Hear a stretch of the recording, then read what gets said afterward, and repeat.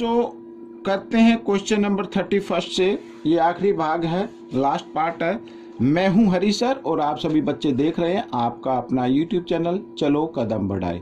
Class 7 और class 8 state level पर जो क्विज होगी आपकी, उसमें किस टाइप के क्वेश्चन पूछे जाते हैं उनको मैं लेकर आया हूं। आइए करना शुरू करते हैं। बहुत ही इजी क्वेश्चन है। सॉल्यूशन देखो बच्चों, यहाँ पर ट्रायंगल है एबीसी। एबीसी ट्रायंगल आप देख रहे हैं और AB इक्वल है AC। अब जब ये इक्वल है तो इसके अपोजिट एंगल भी इक्वल होते हैं, यानी एंगल B इक्वल होगा एंगल C के। और एंगल B अगर 40 डिग्री का है तो C भी 40 डिग्री का हो जाएगा।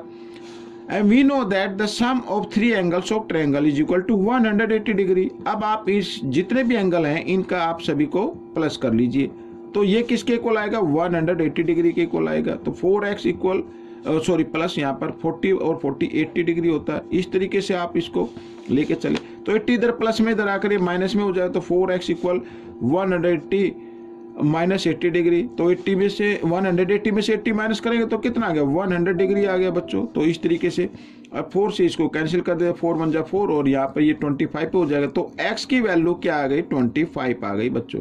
क्या आ गई? 25 डिग्री आ गई। ठीक है। अब क्वेश्चन नंबर 32 क्या कहता है? देखो बहुत ही आसान है। नंबर ऑफ फेसिस, फेसिस बताने ट्रायंगुलर प्रिज्म के। ट्रायंगुलर प्रिज्म यानी इस तरीके से कोई भी ये दिया हुआ है और इधर ये दिया हुआ है, ये ट्रायंगुलर है इस तरीके से। अब बच्चों भाई फेस, एक तो फेस ये नीचे हो गया, नीचे अगर रहेगा, और एक फेस ये ऊपर की तरफ हो गया, और एक फेस यहाँ पर अगर हम इसको इस तरीके से ज्वाइन कर दे बच्चों, इस तरीके से ज्वाइन कर दे तो 1 2 और एक फेस वो उस तरफ हो गया, तो 3 और 2 5, तो 5 फेस हो जाएंगे बच्चों इसको। ठीक है। इसकी तो ज़्यादा से ज़्यादा प्रैक्टिस कीजिए। अगर कोई क्वेश्चन आप देखते हैं आपके कोई किसी पुरानी बुक्स के अंदर प्रिज्म वाले और या पिरामिड वाले, तो उनमें प्रैक्टिस कर सकते हैं आप। ठीक है। आइए करते हैं क्वेश्चन नंबर 33। तो number of term in, term बताने भाई यहाँ पर टर्म कितने एज में। तो पहले हम क्या करेंगे? पहले इनको सोल्व करेंगे, मल्टीप्लाई करेंगे। तो आपको करना क्या है भाई? 3x प्लस वाई है ना, इसको मल्टीप्लाई कर देना पहले x के साथ। ठीक है। और फिर प्लस का साइन लगा के फिर y के साथ कर देना, इसी को मल्टीप्लाई फिर क्या करेंगे? y के साथ, इस तरीके से। ठीक है। तो आइए करते हैं, मल्टीप्लाई कर लेते हैं भाई। इस दोनों ब्रैकेट को आपस में क्या करना है? मल्टीप्लाई करना है। तो पहले x के साथ इस ब्रैकेट को मल्टीप्लाई कर दो, फिर y के साथ प्लस y के साथ मल्टीप्लाई कर दो। या ऐसा भी कर सकते हैं कि 3x के साथ पूरे ब्रैकेट के मल्टीप्लाई कर दो, फिर y को इस ब्रैकेट के साथ मल्टीप्लाई कर दो। आगे पीछे कर सकते, कोई दिक्कत नहीं है। आइए करते हैं। x को x से मल्टीप्लाई करेंगे तो 3x स्क्वायर बन जाएगा और यहाँ पर 3xy बन गया। ठीक है। और इधर मल्टीप्लाई करते हैं तो 3xy बन गया बच्चों, 3xy। ठीक है। और y को y के साथ मल्टीप्लाई किया तो y स्क्वायर हो गया। ये मल्टीप्लाई हो गई आपकी। ठीक है। और 3x स्क्वायर भाई सेम पद है ना, xy इधर है, xy इधर है, इधर 3 है, इधर आकर 1 है, तो कितने हो गए? 4xy हो गए। अब बच्चों y स्क्वायर, अब कितने पद है? 1 2 3, तो 3 पद है बच्चों। कितने पद हैं? 3 पद हैं, 3 टर्म है। नंबर ऑफ टर्म कितने हैं? 1 2 3, तो 3 टर्म है बच्चों। ये आपका आंसर है। आइए करते हैं नेक्स्ट क्वेश्चन। अब बच्चों इस टाइप का क्वेश्चन ना तो आपके मेंटल मैथ में है ना आपके मैथ में, फिर भी इस टाइप का क्वेश्चन पूछा गया है। तो कैसे करना है बच्चों? देखो यहाँ पर ये क्यूब रूट का साइन मानते हैं इसे, हमें ये क्यूब रूट का साइन हटाना, तो हमें क्या करना पड़ेगा? यहाँ पर क्यूब करना पड़ेगा बोथ साइड में। ठीक है। आइए करना शुरू करते हैं। ये देखो ये m है ना, तो ये मैंने क्यूब कर दिया। इधर भी क्यूब कर दो, इधर भी क्यूब कर दो, कोई दिक्कत ही नहीं है, कर दिया। ठीक है। आप क्यूब से क्यूब रूट का साइन कट गया, इधर आ गया m और यहाँ पे क्या बन गया बच्चों? 64 बन गया। 4 को 3 टाइम्स मल्टीप्लाई करेंगे 64 आ जाएगा। या फिर हम इसको लिख सकते हैं इस तरीके से। ठीक है। m इक्वल 8 इंटू 8 लिखा जा सकता है ना भाई। 8 इधर मल्टीप्लाई में है, इधर आकर ये डिवाइड में आ जाएगा, तो m/8 इक्वल 8 इस तरीके से भी लिखा जा सकता है। इधर ये डिवाइड में, इधर आकर फिर मल्टीप्लाई में आ जाएगा। तो यही हमें फाइंड आउट करना था भाई। यहाँ पर m/8 इक्वल लिखा तो यहाँ पर कितना आएगा? 8 आएगा बच्चों। ये आपका आंसर बन गया। क्वेश्चन नंबर 35 बहुत ही इजी है। यूनिट डिजिट आपको फाइंड आउट करना है, यूनिट डिजिट। अब बच्चों यहाँ पर जब बड़ी पावर आया, अब आप इसको 24 को 63 टाइम्स आप मल्टीप्लाई करें तो काफ़ी टाइम लग जाएगा, कई घंटे लगने वाले आपके।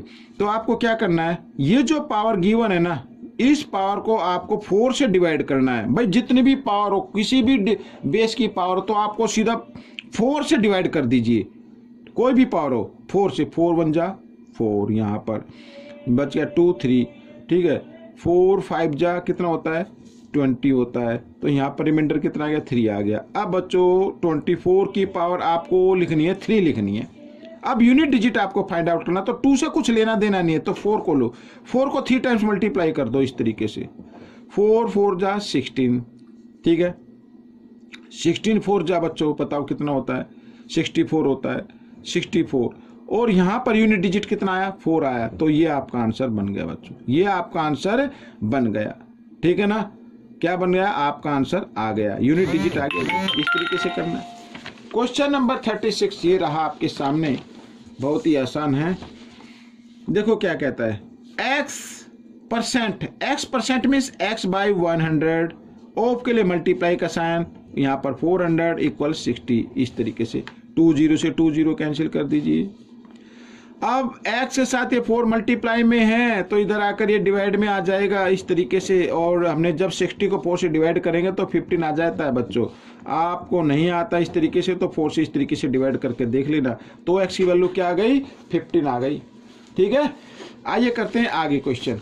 अब दोस्तों देखो इधर ये लिखा है 25 की पावर, जब इस तरीके से कोई पावर ऑफ पॉइंट में दी हो तो आप कंफ्यूज हो जाते हैं, तो आपको करना क्या है बच्चों, यहाँ पर आपको 25 को लिख लो पहले, 25 को लिख सकते हैं, 5 की पावर 2 लिख सकते हैं, और यहाँ पर बच्चों इसको फ्रैक्शन में कर लो, 5 बाई पॉइंट के लिए 1 लगाओ, पॉइंट के बाद 1 डिजिट है तो 1 0 लगाओ, कर सकते हैं ऐसे, प्लस, और इधर भी इसको क्या कर लें 2 की पावर में लिख ले, 2 की पावर 4 लिख ले, और इनटू यहाँ पर बच्चों 25 और बाई पॉइंट के लिए 1 लगाना, पॉइंट के पीछे 2 डिजिट है तो 2 0, ठीक है। इस तरीके से अब 2 1 जा 2, 2 5 जा 10, 5 से 5 कैंसिल हो गया, यहाँ पे क्या बचा 5 बच गया बच्चों इधर, प्लस अब इधर 4 से इसको कैंसिल कर दे, 4 1 जा 4, और यहाँ पर 25 हो जाए, 25 से 25 कैंसिल हो गया, तो यहाँ पे क्या बचा 2, तो 5 प्लस 2 कितना होता है 7, 7 आपका आंसर आ गया। आइए करते हैं नेक्स्ट क्वेश्चन।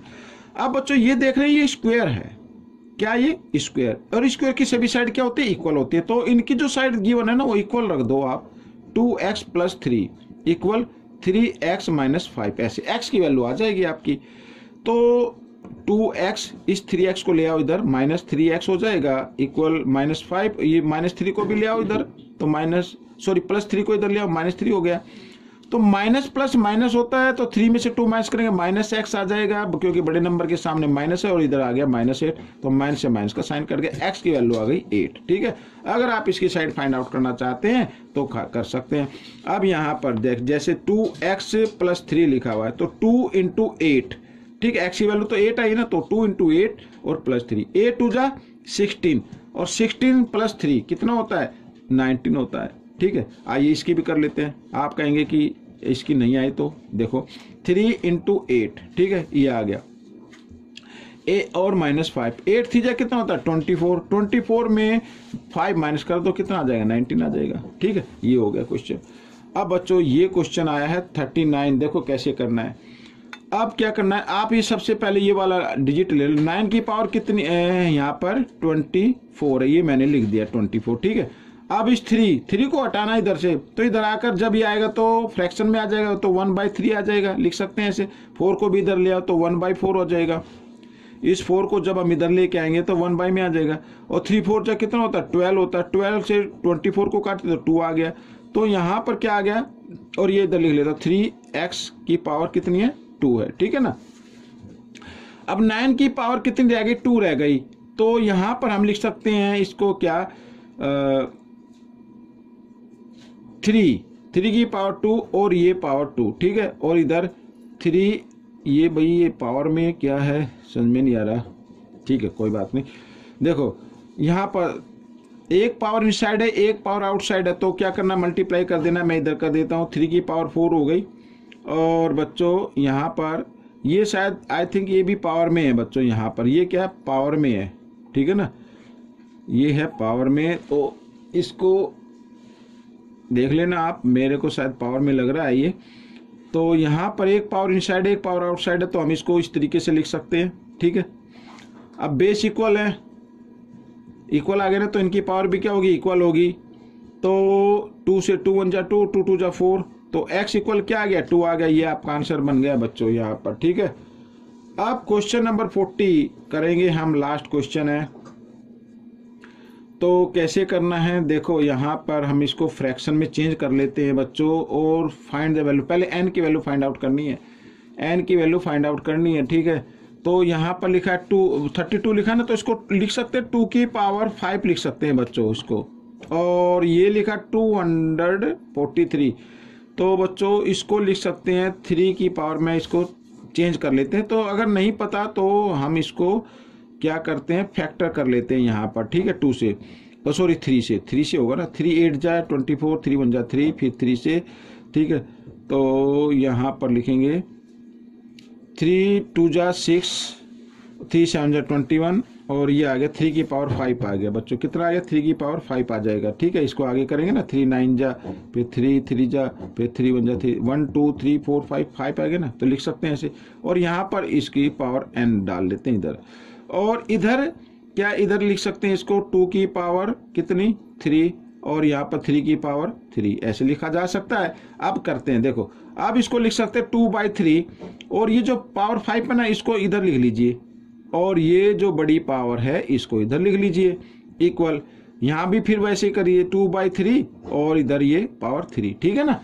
अब बच्चों यहाँ पर देख रहे हैं बेस इक्वल है, और एक पावर इनसाइड है एक पावर आउटसाइड है, तो इनको मल्टीप्लाई कर देते हैं, यानी 5n आ जाएगा, ठीक है। और इक्वल 3, भाई बेस तो इक्वल आ गया ना, ये इक्वल आ गया, तो इनकी पावर भी इक्वल होगी। तो n की वैल्यू निकालने, तो n की वैल्यू क्या आ जाएगी, n इक्वल 3/5, ठीक है। ये n की वैल्यू आ गई, लेकिन ये आंसर नहीं है, आंसर है, मैं इस जरा दूसरे कागज पर मैं आपको करके दिखाता हूँ थोड़ा सा, ठीक है। हमें जो वैल्यू फाइंड आउट करनी है वो करनी है n प्लस 0.4, ये तो n की जगह ये लिख लिया हमने 3/5, ठीक है, और प्लस 0.4। या तो आप ऐसा कीजिए, 3 को ना 5 से डिवाइड कर दीजिए, भाई 5 की टेबल में 3 आएगा नहीं, तो हम क्या करें, 0 लगा के एक 0 लगा ले, 5 6 जा 30, इस तरीके से, ठीक है। ये आ गया, तो 3/5 की जगह लिखा जा सकता है 0.6 और प्लस 0.4, इस तरीके से। भाई दोनों में सेम डिजिट के बाद डेसिमल, 6 और 4 कितना होता है, 10 होता है बच्चों ये, ठीक है। क्योंकि 1 डिजिट के बाद, या तो फिर आप इस तरीके से भी प्लस करके देख सकते हैं, ठीक है। तो कोई दिक्कत नहीं है, इस तरीके से आ जाएगा ये यहाँ पर, तो यहाँ पर आ गया, तो आंसर क्या आ गया, 1 आ गया बच्चों। तो ये आपका क्वेश्चन हो गया बच्चों सोल्व। आपको ये वीडियो कैसी लगी मुझे जरूर बताएं, और इसमें से सीखकर दूसरे बच्चों को जरूर सिखाना। मिलेंगे नेक्स्ट पार्ट में, टिल देन थैंक यू।